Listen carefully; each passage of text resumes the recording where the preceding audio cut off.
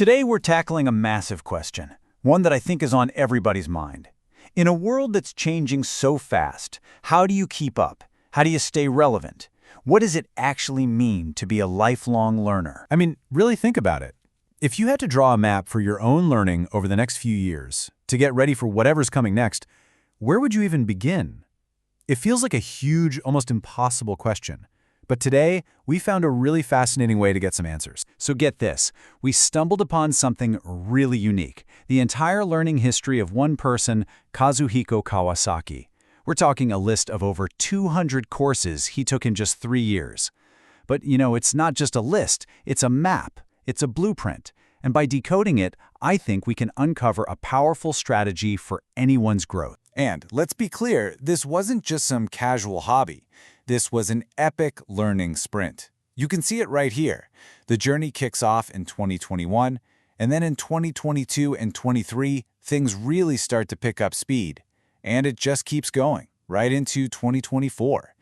That is some serious dedication to honing your craft. A perfect picture of a growth mindset in action. So let's see what this map shows us. Okay, let's dive into part 1 of this modern-day learning quest, mastering the human element. And right away, here's the first big surprise. You might think the journey starts with tech, right? AI, coding, all that stuff. But nope, it starts right here with deep human skills. We see a course on psychological safety, all about creating a space where people feel safe enough to innovate and take risks. And next to that, radical listening, learning how to hear what's not being said. It all starts with people. How cool is that? And when you look at this human skills stack, the range is just incredible. You've got these big-name university courses from Yale and Michigan on leadership and well-being, and they're sitting right alongside these super practical personal skills, like how to crush self-doubt, how to build atomic habits, even a course on how to ask better questions. It's this amazing blend of high-level ideas and stuff you can use tomorrow. So, once that human foundation is rock solid, it's time for part 2 of the quest, harnessing new technologies. And because that human foundation is there, the approach to tech is super strategic. The progression here just makes so much sense. First, you master the tools that help people work together. Then, you get a handle on AI and data. And finally, this is the key. You apply it all to real-world work.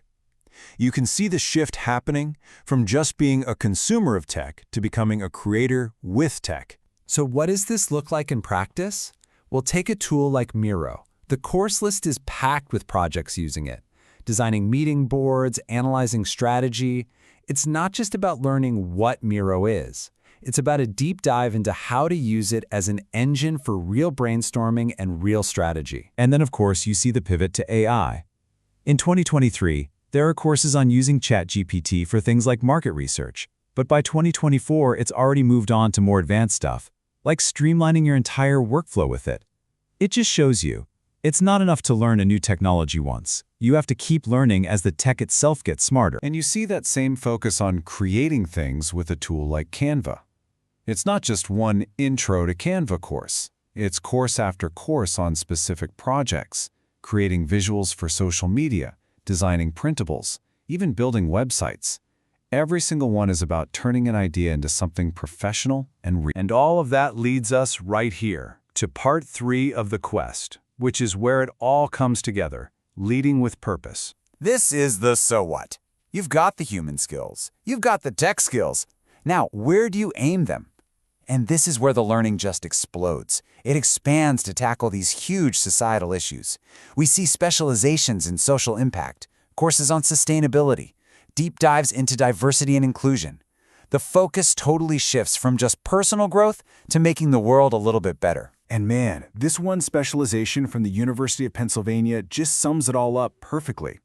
Business strategies for a better world. It captures this whole final pillar. It's about taking all those skills you've stacked up, the human ones, the technical ones, and using them to drive real, meaningful change. So, let's wrap this up. What can we actually take away from this incredible journey? What is the blueprint for you and me? But first, can we just pause for a second and appreciate the scale of this? Over 200 courses in 3 years. That's just wild.